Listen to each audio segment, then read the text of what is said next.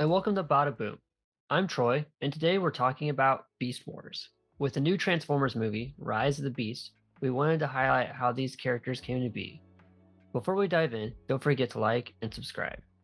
Beast Wars is the continued story of the Transformers saga, but in the future. While we don't know that in the first few episodes, there are some good hints.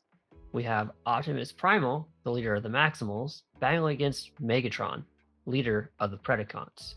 Some hints are more obvious than others. The series starts with these two warring teams crash landing on a mysterious planet. While these Transformers don't have a vehicle mode, this is a prehistoric planet at the moment, they scan animals to be their vehicle, aka Beast Mode. The Maximals tend to scan mammals, and the Predacons scan reptiles and insects. While there may be some familiar characters just changed a little bit for the series, as these are technically the descendants of the Transformers we have previously known, we do get some new characters. One of them being a fan favorite, which is Dinobot. In the opening episodes, we're introduced to him as a Predacon, taking the form as a Velociraptor. As a bot with a code of honor, he turns away from the Predacons and joins up with the Maximals.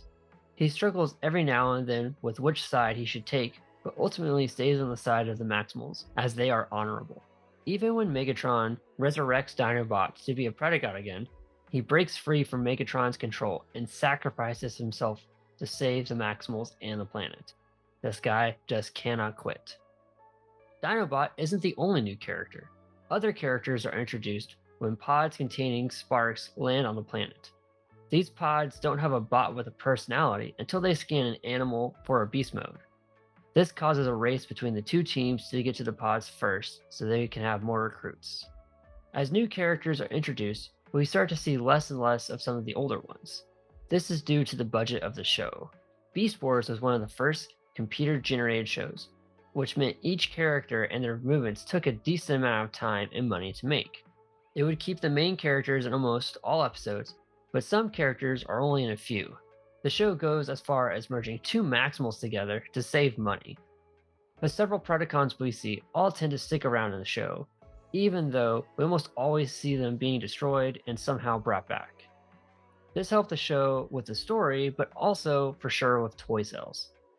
Being computer generated also made the toys look similar to how they appeared in the show. Being animated, it's easy to see the difference between a cartoon show and the toys.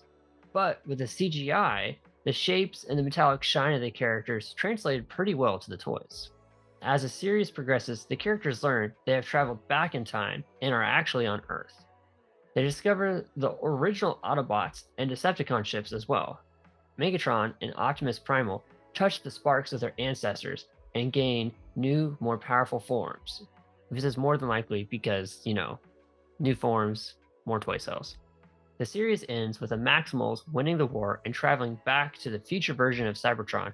The series continued on as Beast Machines, which is a whole other concept and a great series that gives the Maximals and the Predacons a great ending. In 2005, a Beast Wars comic book was launched that provided more stories and tie-ins for the show and its characters. In 2021, a new Beast Wars comic book was launched that introduced new characters, such as Nyx. This comic is an interesting adaptation of the original Beast Wars and is worth a read for sure. Netflix also introduced the Transformers series in 2018 with a third season, Earthrise, revisiting the Beast Wars that aligns with the 2021 comic book series. There were a few Beast Wars video games in the 1990s, but the most popular was Transformers, Beast Wars Transmetals, and Transformers Beast Wars Metals 64, which was a Japan exclusive release for the Nintendo 64. Transformers Beast Wars Transmetals was released on the Nintendo 64 and PlayStation, where players were able to control various characters from the series, including both Maximals and Predacons. The game incorporated the unique transforming abilities of the characters, allowing players to switch between the robot and beast modes during battles. With Transformers Rise of the Beast coming out in theaters soon, I'm excited to finally see these beasts on the big screen. Sadly, it looks like one of my favorites, Dinobot, is going to be missing, but hey, I'll take what we can get for now. Are you excited to see Rise of the Beasts? Who do you think will make an appearance and have an epic fight? Let us know in the comments below. Don't forget to like and subscribe, and with that, bada boom.